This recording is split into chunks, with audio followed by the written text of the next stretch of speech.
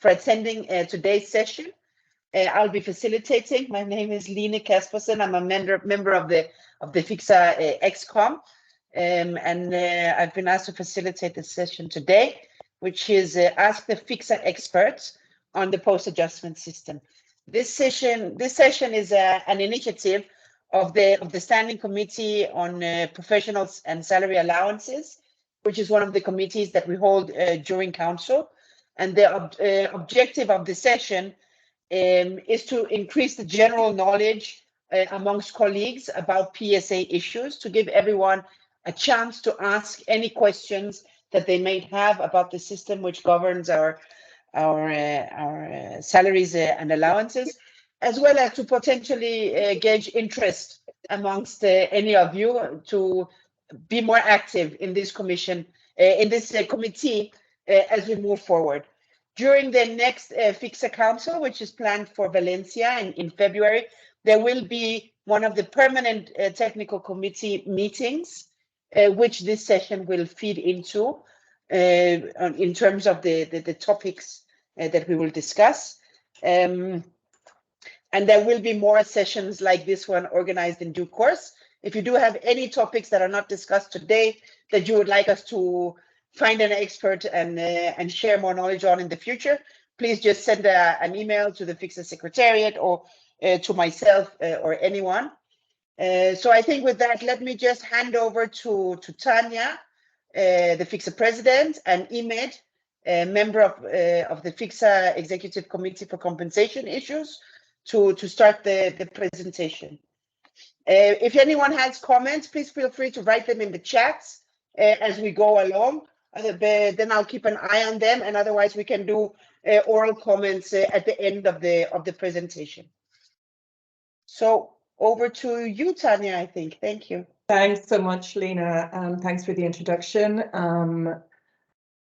For those of you who don't know me, because I do see a few new faces and new names on the screen. So my name is Tanya Quinn Maguire. I'm the president of FICSA. I'm coming to the end of my third year as president. I'm originally a UN8 staff member and will remain so until the end of my term as FICSA president, which is in February 2024. Joining me today, as you know, is Imed Zavar, who is the second FICSA member for compensation. Lena is also a member for compensation. And they help us with the technical expertise. And Imed in particular has been working on post-adjustment and the review of the methodology over the past few years and the operational rules. So I'm definitely the best place to provide this training along with myself. So next slide, please, Lena. So we'll just have a very quickly today, we'll just go through what is the Noble Merit Principle? What is the UN salary structure? How does that look for professional staff? What is the meaning of the base floor salary scale? And then we go into the more technical on the post-adjustment. Is it a PAI, post-adjustment index, or post-adjustment multiplier? How the post-adjustment index is updated, and how the duty stations are categorized into Group 1 and Group 2 duty stations. Next slide, please. So in the UN Common System, you have the other one. I sent another. It doesn't matter. It doesn't matter. I'll speak to what I see anyway. That's okay. In the UN system, the professional staff salaries are based on the Noble Merit Principle. So the Noble Merit Principle states that the International Civil Service should be able to recruit staff from anywhere, any of the national civil services of its member states, including the highest paid. And the basis for this is that this then becomes the basis for the determination of the conditions of service in the professional and higher categories. And under the application of that principle, the salaries of the professional category are determined by reference to those applicable in the civil service of the country with the highest pay levels, and that's the comparator civil servant. So next, okay. Okay, I have a slightly different. No, that's okay. I think I sent it just a few minutes before. There's no problem at all, Lena. I can talk to it anyway. Voila, Erwin has it up now. There you go. Sorry, let me take it down, Tanya. I seem to have not received that one. I think Erwin has shared the other version, so that's fine. Thanks, Lena. Sorry, that was my fault for sending it late. So how are these professional salaries calculated? So your salaries are made up of two main elements: the base or the floor or the minimum salary. You'll hear those terms used differently, and the post-adjustment element. And both of those are expressed in United States dollars for calculation purposes. Next slide. And if you want to look more into that, you'll see there's a reference, and we will share the slides afterwards. There's a reference, and you can click on the reference and go to the salaries, allowance and benefits booklet and others to find out a little bit more and poke a little bit deeper yourselves. So the next slide, it's a very quick graphic. So basically your take-home pay, or the professional salary and higher take-home pay, is composed of the base salary plus the post-adjustment. And the post-adjustment is the variable. So the base salary is applied to all, irrespective of your duty station. And then it's the post-adjustment that's variable on top of that, depending on your duty station. Next slide, please, everyone. So, excuse me. So what is the base or the floor salary scale? The concept was introduced in 1990 by the General Assembly in its resolution. And periodically, I think it's about every 5 years, the Commission will do a study. The most recent one was in 2021 to identify which member state has the highest pay levels for their national civil service. And not only that it has the highest pay levels, it also has to be comparable in terms of size and composure and the structure, so it can be properly compared with the international civil service. So the Federal Civil Service of the United States of America has been, since the beginning of time, I think, the comparator, what's been called the comparator civil service. So that sets the base floor. So the process ensures that the minimum United Nations salaries are updated to take account of the changes of the pay level of the comparator civil service, in accordance back to the Noble Merit Principle, the all-encompassing Noble Merit Principle. Next slide, please. So this is the extract from the 44th General Assembly, the resolution, which reaffirms who the comparator is and how it's decided upon. So the Noble Merit Principle shall continue to serve as the basis of comparison between the United Nations and those of the highest paying civil service, which is currently the US Federal Civil Service by its size and structure. And in that resolution, it endorsed the 5-year review. So that's just the legal basis for the comparator. So we'll just move on. Next slide, thanks. So what is the post-adjustment? As I say, everybody starts with the same basic salary, and what makes a difference depending on where you live, where your duty station is, your remuneration will vary. And the whole point of it, and the post-adjustment, next slide, please, Erwin. The whole point of the post-adjustment, sorry, the next slide, please. Thank you. The whole point of the post-adjustment is to ensure that no matter where a professional staff member is in the United Nations system, their take-home pay has equivalent purchasing power to the base of the system. And the base of the system is New York. And that was agreed by the General Assembly as well. So the base salary is based on it will start in New York, and then the post-adjustment is calculated on top of that. I'm going to pass it over to Imed, who will take the next few slides. Thanks. Thank you, Tanya, and good morning, good afternoon, good evening, everyone. And based on the definition of what is post-adjustment and to ensure that everyone in the professional category would have and maintain the same purchasing power equivalent to the base, which is New York, the ICSC conducts place-to-place surveys, and these are conducted once every 4th or 5th year. Tanya mentioned that the last one was conducted in 2021. And many of you should have by now already, since the ICSC meeting and held in August, should have already implemented the results of that survey conducted. But obviously, when conducting such a survey, duty stations with higher cost of living than New York will have a higher post-adjustment index, and consequently will have a higher net remuneration, and the other way around. The post-adjustment index, PAI, often referred to, takes into account several factors such as the cost of rental, housing, medical insurance, pension contribution, out-of-area expenditure, and other in-area costs that staff would incur in their own duty station. I think when we may be at the next part or the next time when we get deeper into the methodology, the discussion will be certainly interesting to focus on how this PAI is determined and all these criteria. Today, we agreed that we will keep on the basics so that at least to give you a better understanding of the post-adjustment system and multipliers and how this is determined.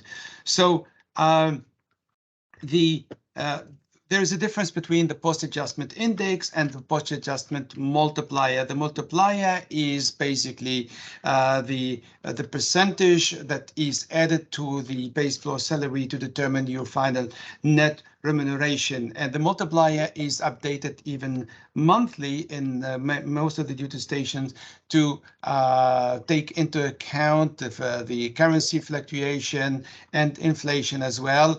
And I'm sure you are all familiar with the principle of the no gain, no loss. When you see the multiplier maybe going down when the exchange rate would increase and vice versa.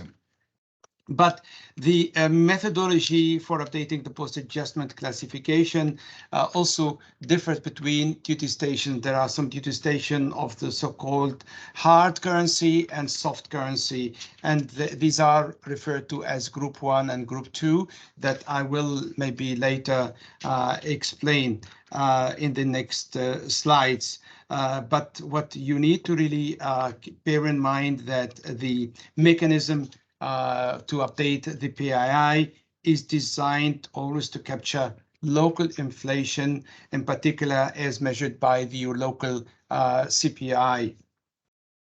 So if you can please move to the next slide showing the types of duty stations. Okay, thank you. Thank you very much. Yeah, exactly. So as you can see there, we have the different groups, Group 1, Group 2, and they're according to the geographical region. You see, for example, in Europe, North America, we have 43 duty stations in Group 1, while 24 in Group 2.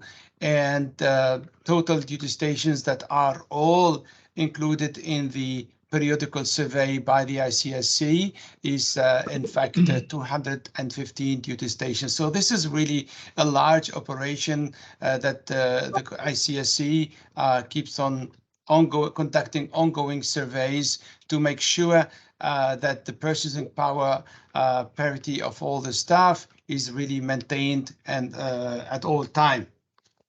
And if you show the next slide, we can show you briefly, because I know that some of you are also in other maybe field duty station. You can see the difference between Group 1 and Group 2. For example, in Group 1, we conduct a survey every 4 to 5 years, while Group 2 once every 2 or 3rd year.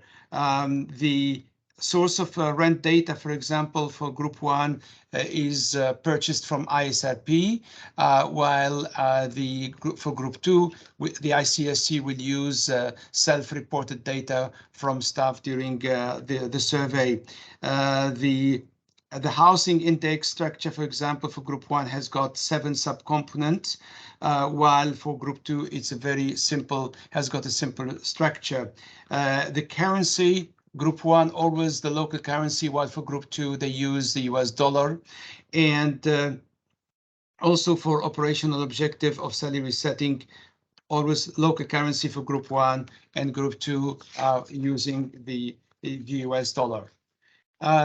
If you may be happy to move to the next slide, line. Following the request from the Staff Federation, in particular FICSA, the ICSC produced really several good documentation, and this particular booklet, I would encourage everyone who is interested in following up on matters relevant to the post-adjustment system and operation rule to please take the time to read it. It has been rewritten during the past years in, I would say, easy language. The previous version was very difficult to understand, and even members of the Commission appreciated the effort made by the Commission to make sure that this booklet is updated so that it can be used as a good reference. I will stop here now, Tanya, and would be very happy to answer any question that our colleagues might have. Thank you. Thanks, Imed. And I see there's already a few questions in the chat, so I'll leave Lena to take those questions.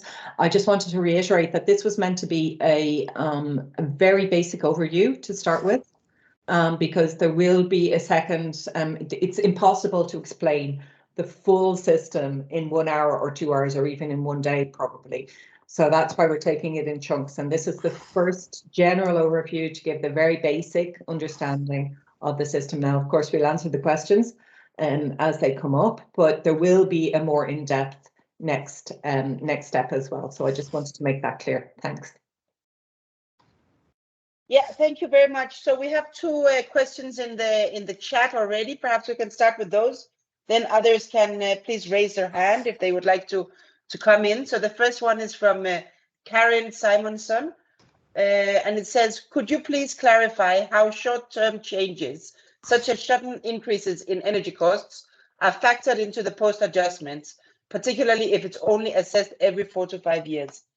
But Karen, maybe we can just ask you to introduce yourself and mention which staff association you are from, if you're still with us. Yes, thank you. I'm actually not with the staff association, but our staff association at UN Climate Change had shared this information, and I do see a number of colleagues here of mine who are also interested. I think it's just a really great opportunity to get a sense of how these things are calculated. If you get a pay stub and it's not quite clear, and some of these questions arise, it's great if there's, I guess now there is the report that we can refer to, but also sessions like this. So thanks very much for taking the time to explain some basics to us. Thank you. Imed, do you want to take this? Yes, I wanted to address this question, if you agree. In 2020, when finally the ICSC adopted the new operational rules, and in fact the operational rules are maybe a set of triggers that influence the final post-adjustment multiplier. We have a post-adjustment index, which is always the index as the outcome of the survey, while the post-adjustment multiplier is a policy decision subject, of course, to various rules, including the operational rules.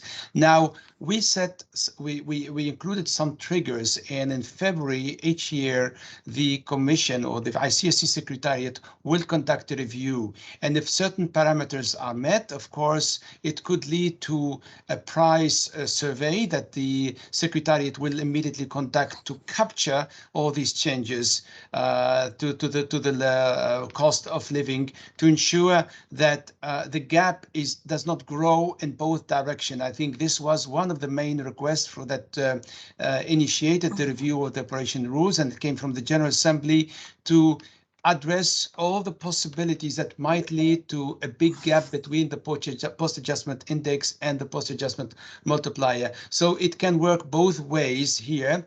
And many of you may recall this year in February, many duty stations received an increase due to the review that has been conducted in February. Thank you very much, Imed. The next question is from Federico Bronchieri. Federico, do you want to come in with your question and introduce yourself? Thank you. Thanks for the opportunity, Iko and Karin. I think it's great to have an opportunity to get direct questions and perhaps more clarity. I was curious to know a bit more how the surveys that you mentioned are conducted and that they contribute to determining the multiplier and then the final rate. I was wondering if you could share a bit more about how they are conducted and how they actually influence the multiplier. Perhaps the question, of course, this probably comes from a personal direct experience in noticing some inconsistencies in the final rates that then are applied to some duty stations. So I don't want to make explicit references. Of course, this is something more general. I'm curious to know a bit more about how this is conducted and perhaps how the surveys influence the multiplier. That would be helpful to understand more. Thank you very much. Thanks so much, Federico. Could you just tell us which staff association you're from or which organization you're from, please? Similarly, UNSCCC, so not directly a staff association member. Okay. Yeah. No problem. Thank you, Federico. Imed, please, if you'd like. In general, there should be only one post-adjustment multiplier for each duty station. And it is very obvious since we're dealing with different duty stations. So when you conduct the survey, the outcome will be different. The purpose, let's go back to the basics.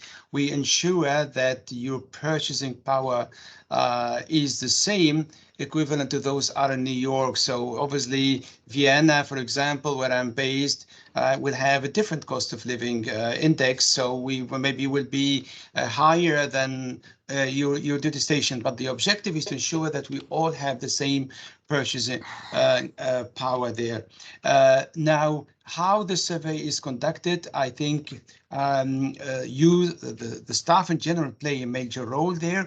There are some indexes where the ICSC collect information on rental index, on housing, and also insurance coverages, etc. But the main staff expenditure is very important, and that's why FICSA during the past year continuously promoted and really requested staff to participate in this in the cost of living survey, because the information you provide actually provides the weight, because they know exactly how much staff would earn, and the weight would be given to certain categories that will have, of course, a final impact on the outcome of the survey, on the final post-adjustment index.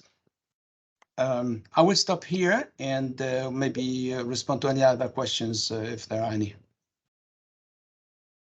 Yes, thank you, Imed. I think Florian, you have your hand raised. If anyone else wants to come in after that, please raise your hand. Please introduce yourself. Thank you. So thanks. First of all, thanks a lot. That's a great initiative. Thanks to FICSA. Thanks to Imed. If you maybe in the future could consider also doing something for local salaries. The large majority of UN staff, I understand, worldwide hold local contracts. That would be great. But this is fantastic. Just 2 points from my side. The one is like, you know, this system now, maybe can you, how did it work in the past when we have in a group 1 duty station, higher inflation rates like in the US now or in the Eurozone?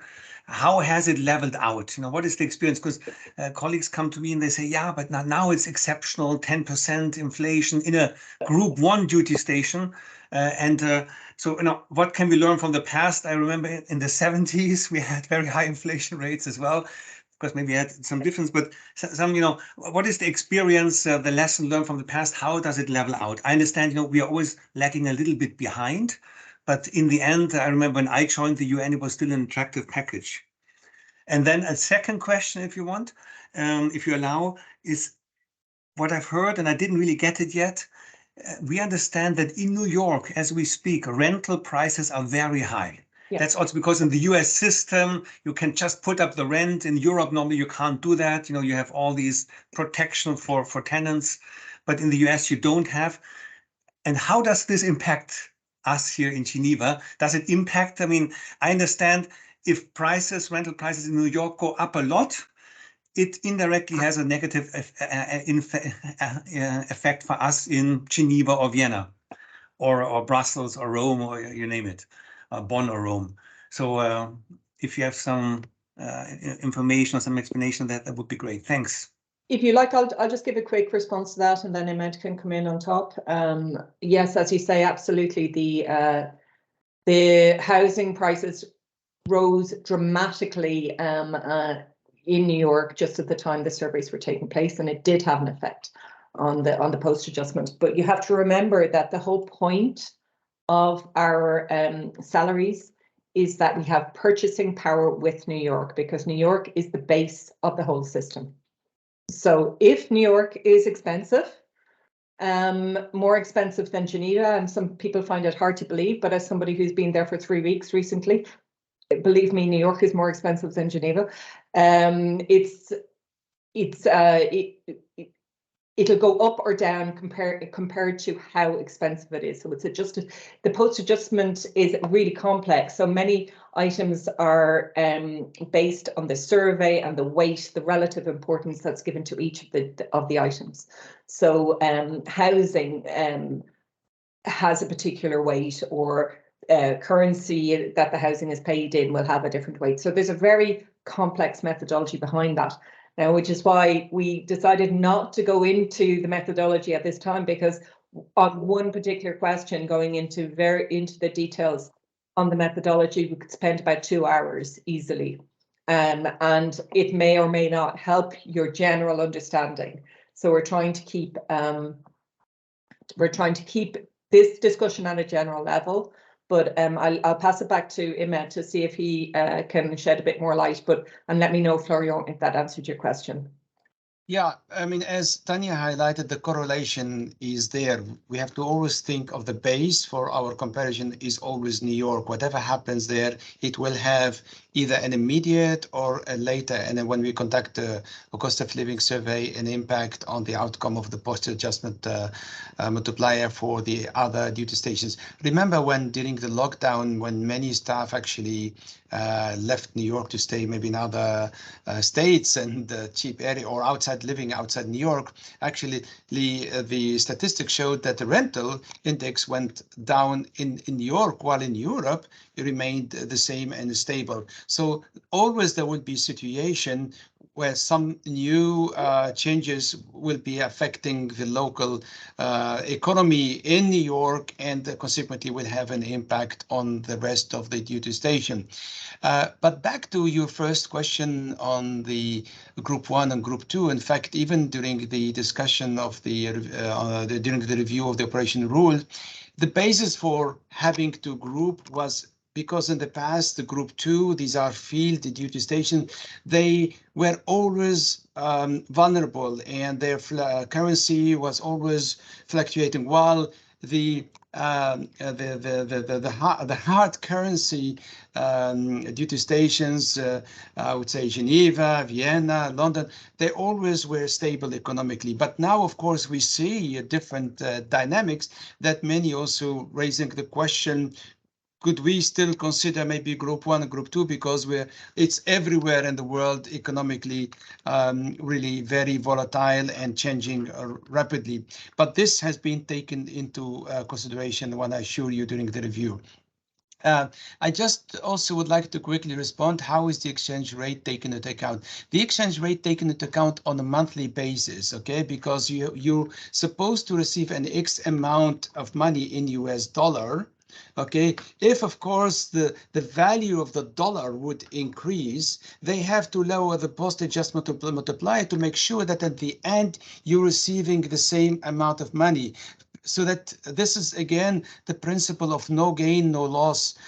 So every month your organization will check the current exchange rate and will do some adjustment to ensure that you are not really indirectly receiving more or less due to the fluctuation of the exchange rate. Thank you. Thank you. Are there any further comments? Please come in, anyone, if you would like to ask. Otherwise, perhaps I can ask a question, Tanya or Imad. I wanted to ask I see Federico. Sorry, Yes, Federico has just put another follow-up question. Please, Federico, come. Thanks. No, just as a brief follow-up question, unless I missed it, just to understand, are surveys normally conducted over the same period for all duty station? I was wondering maybe if this wasn't always the case, perhaps this could be part of the reason why we may see in some cases different rates for duty station that we would expect maybe to have the same rate, or vice versa, similar rates for duty station which would have different costs of life at the moment. Could this be one of the reasons? That you'd probably have to be more specific, and I know you said earlier, Federico, that you didn't want to be specific, but you might have to be more specific on exactly which duty stations you're talking about, because there are local differences between currency exchange rates and many different processes that will influence that. So it's hard to give a general answer, but generally the cost of living surveys are done pretty much at the same time for all of the Group 1 duty stations. That was at the end of last year, beginning of this year, they were all carried out for the Group 1 duty stations. And so we've just had that 5-year review done, and all of those were implemented as of August this year. And similarly, in the Group 2 duty stations, that will all start to be rolled out. We've already got the schedule to be rolled out. So there's not a great difference, no, in the timing. It's all more or less at the time, because it has to have sort of a snapshot of the cost of living at that moment. But in Group 2 duty stations, there's more frequent, because it's a less stable, generally less stable economies. There's more frequent updates, etc. So that also might account for differences and discrepancies between the duty stations. Thanks. I'm glad, Tanya, that you mentioned this schedule, because the schedule is in fact set up by the ACPAC, which is the Advisory Committee on Post-Adjustment Question, which is a subcommittee of the ICSC.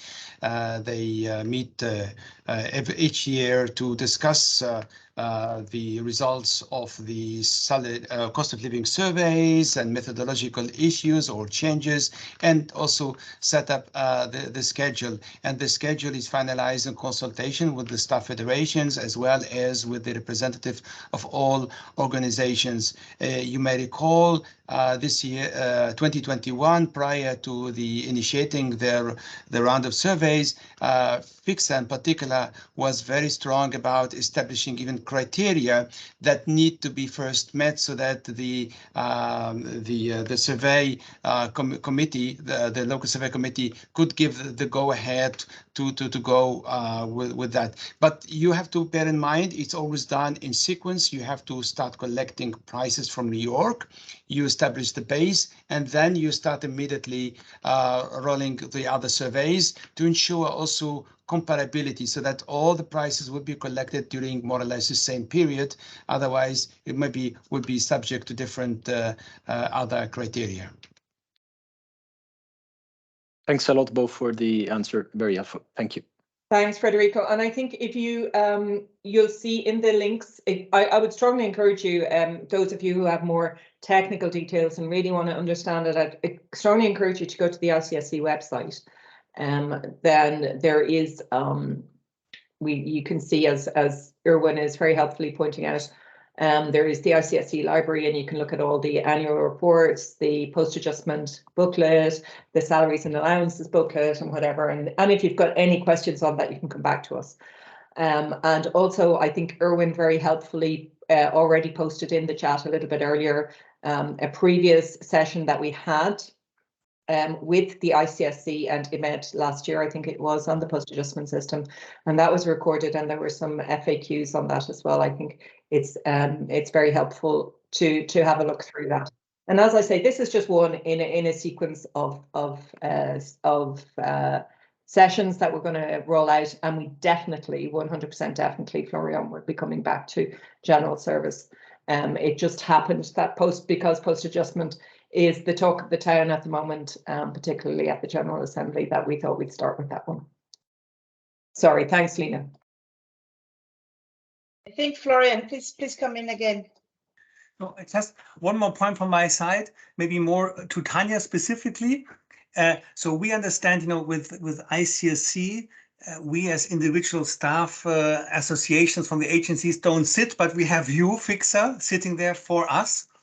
And I'm just wondering now whether you can share some, how can we influence it in the ICSC, these discussions where then decisions are taken? What do you need from our side, from the staff associations, from the different UN agencies, so that you can be the most efficient and successful in the ICSC? That's a very good question, and thank you for asking that, Florian. What we need from you is feedback. And we need it real time. So if you're hearing problems today or questions today about your post-adjustment, and I know, Florian, you're a very good example of that, you'll give me a call and you'll say, Tanya, I've got a problem with this person or that person, and they're querying why the exchange rates are like this, or why they're not paid in US dollars, they're paid in Swiss francs, or vice versa. And that's what we need. We need that real-time questioning. So we're aware of the questions that you're having. So that, because if we don't hear from you, we will assume that we have the big picture. And that's not the case. So we need you to come back to us. And for those of you who are staff members, not staff association representatives, please go through your staff association. Make sure you tell your staff association you have a question about your post-adjustment or your general service salaries, or whatever your question is. If your staff association can't help you, they can bring it to FICSA. And if it is an issue that has to be addressed at the ICSC, that's we will take it to the level of the ICSC. So how you influence the ICSC is by keeping us informed of the questions and the problems that you have.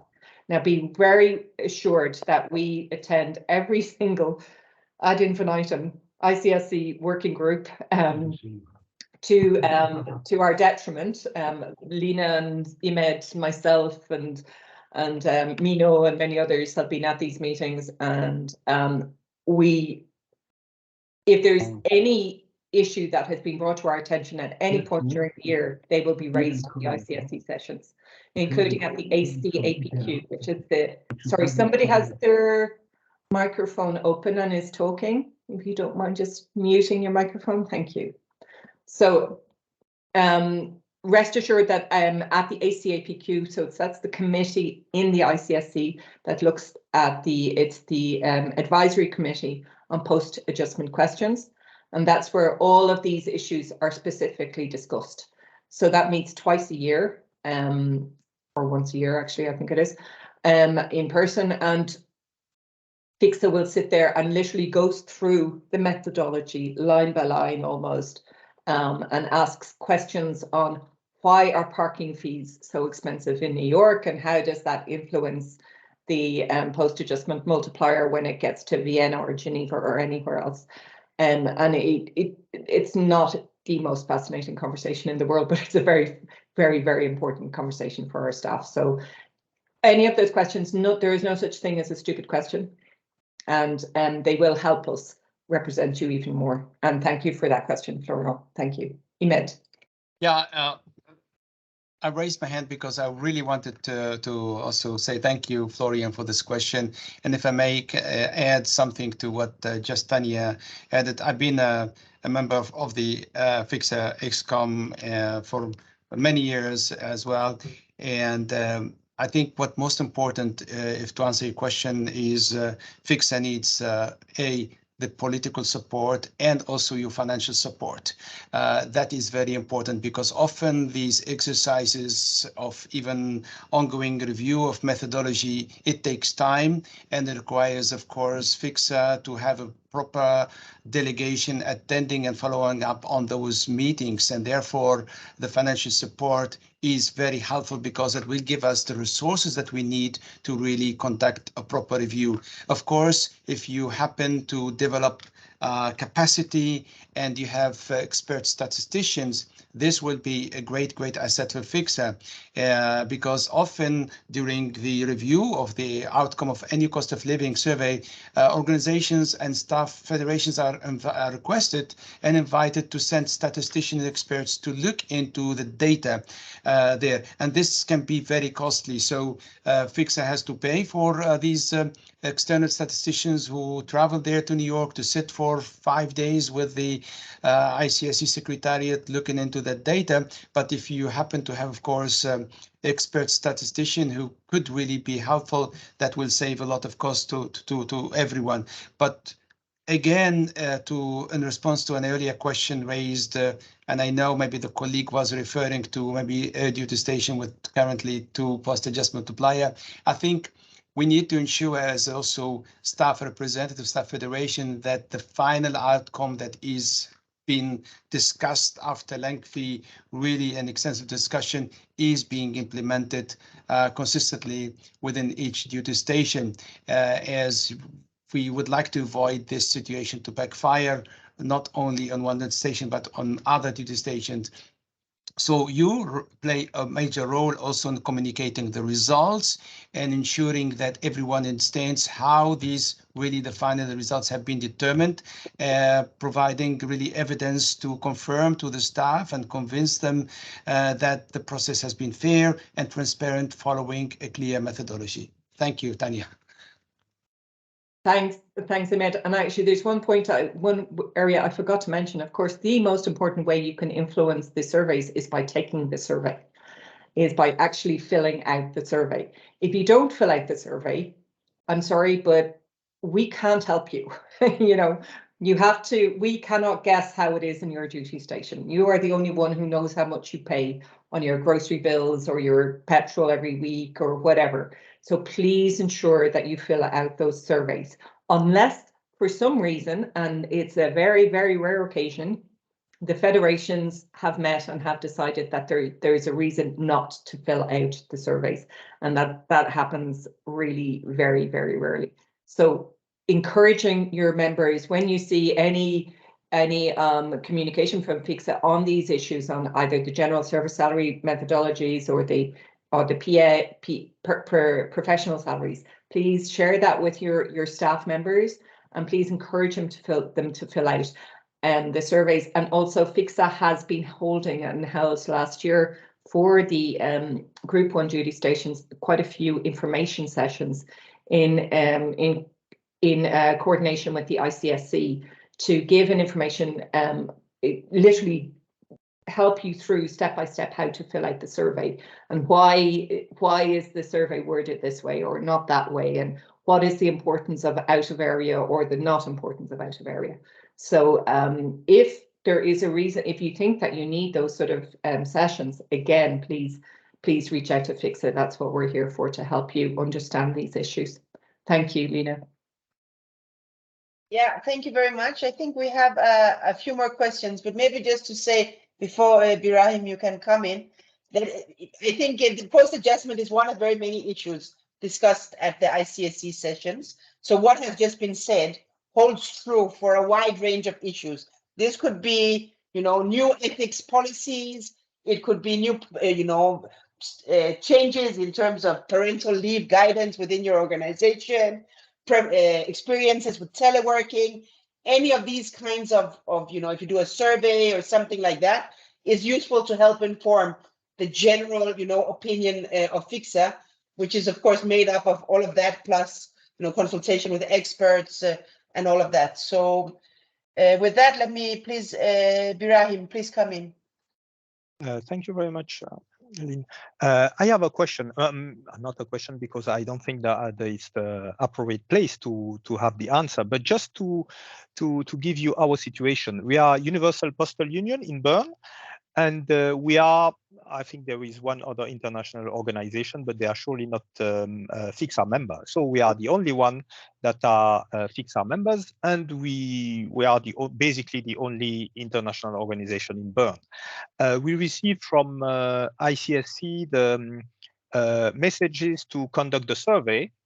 And I remember that from my my colleagues that were in the staff association, when there was this question of survey, they said, no, we are bound to Geneva. Bern is not a duty station. We are bound to Geneva, so, and it was not on our interest to have a specific local survey, because it won't be good for us and so. And so it's a question, but not to have the answer now. Maybe this is a discussion between FICSA and us, or if you want to answer now, do it. But I would like to have, for me and my colleague that will come later, a definitive opinion on that. Because we are not a duty station first, and do we need to, is it good for us or not to have our specific survey? Thanks. Thanks, Birahim. Indeed, Bern is very specific, and you'll recall it was last year or the year before, a very well-meaning colleague from your organisation asked a question at the ICSC session, which prompted the commissioners to say that actually Bern should be treated differently to Geneva. And that's possibly where that's coming from, because there is a recommendation in the General Assembly resolution that the ICSC should look into the possibility of setting Bern as a separate duty station to Geneva.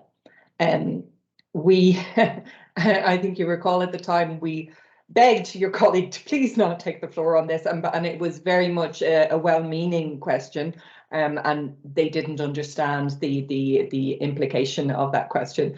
But some of the commissioners thought this was a perfect opportunity to put these people in Bern back in their place, and we'll tell them who's boss, and that's basically what's resulted in it.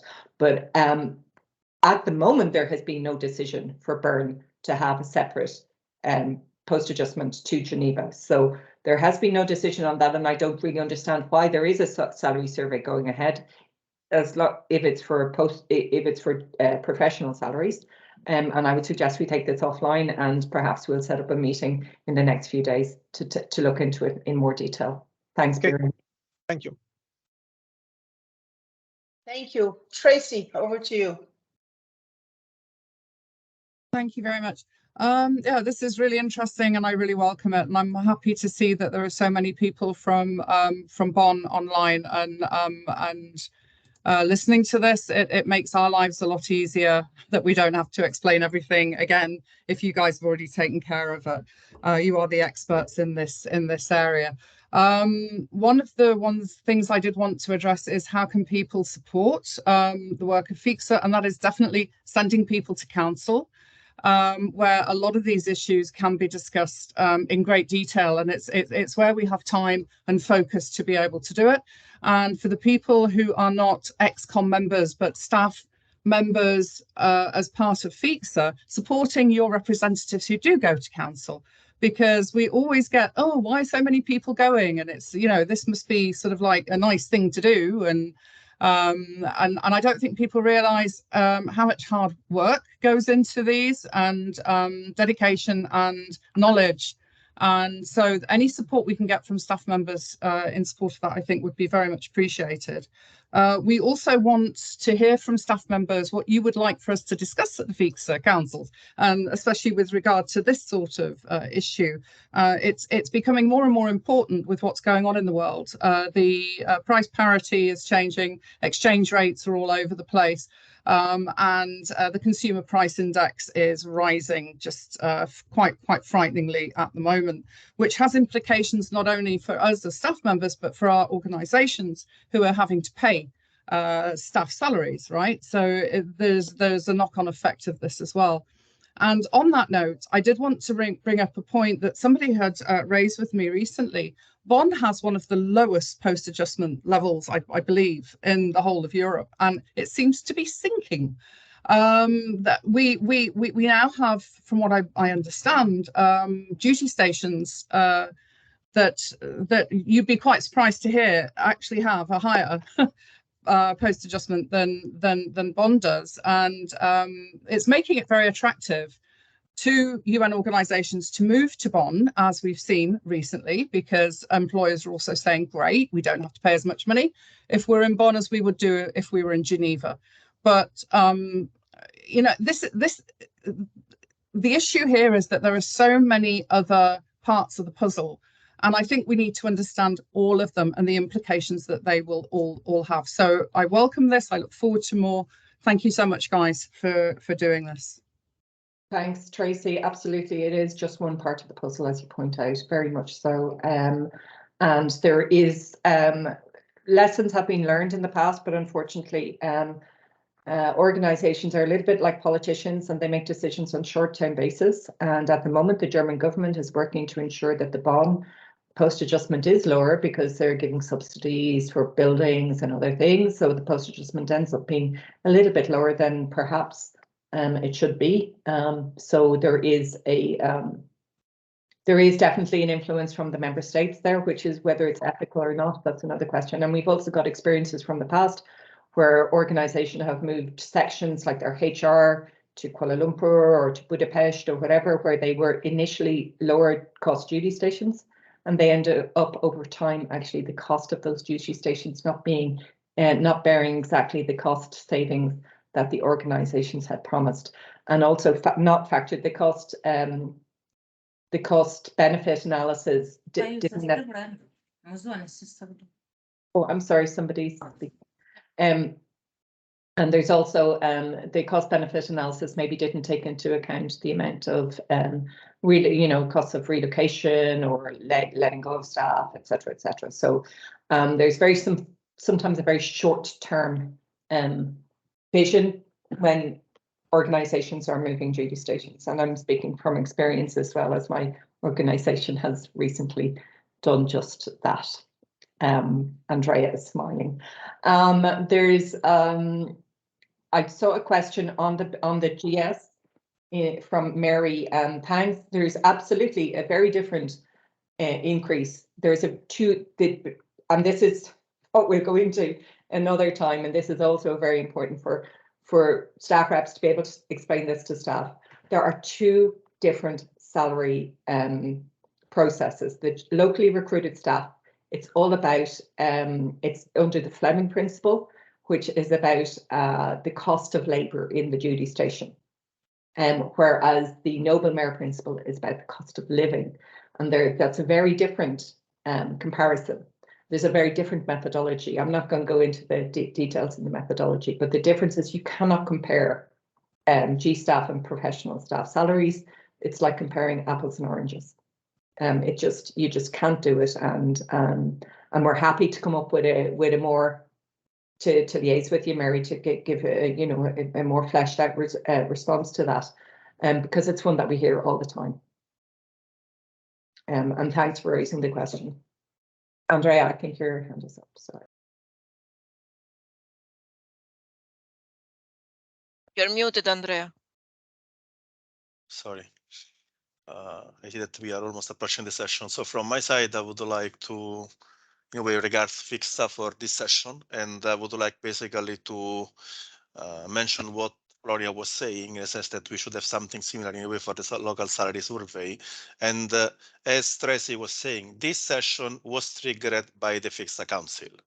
Basically, the staff association that have attended the professional study and the law standing committee have exactly requested basically that knowledge was bring to the staff association and to their ExCom. You can call it in a way as a sort of training, as a sort of informational session, but there was basically a lack of knowledge of many representatives during the council, and it was basically brought up. And this one is one of the reasons why we are going to have these sessions. This one is one session that is about what Tanya Ediman mentioned, the Noble principle, the post-adjustment index, the post-adjustment multiplier. We are going to have another one.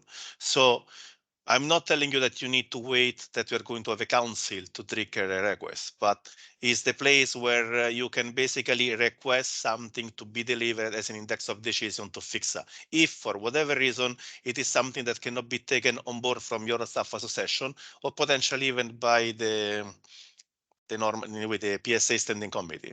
And as I mentioned before, this one is only one of the standing committee. In FICSA, there are many standing committees that are for the different matters. So if you have doubts about, or this one can be for FICSA or could be not, you can still refer directly to the standing committee, the representative chair and vice chair. So if them will be basically, they are, I think, the best people that could be assessed if this issue have to be triggered at higher level in the way to FICSA, or in any case, is there basically to assist you, to provide advice, and to escalate to a higher level in if it will be required.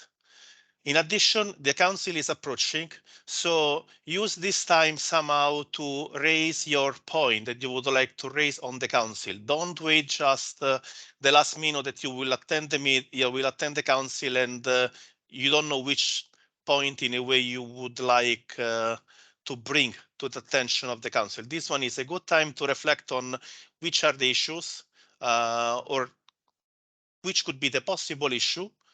So you can just think about it and you can basically phrase it to them. From my side, I really regards FICSA, the IMED, Lean, and anyone else that has make this presentation, at least for this first session. Thank you. Thanks, Andrea. And just direct, it was a very good point you made on the chairs and vice chairs of each of the standing committees. I'll direct everybody to the FICSA website, and I think Erwin will pop that up in the chat.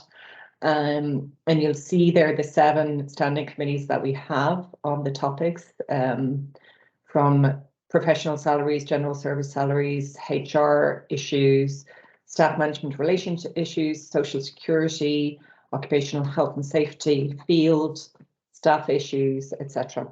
So please look there and you'll see who the chair and vice chairs are. And if there are any specific questions on specific topics, you're very welcome to contact the chairs and vice chairs of the standing committees, and or the myself as president, Mino as general secretary, Erwin as the information officer, or any of the members of the FICSA ExCom that you'll also find on the website.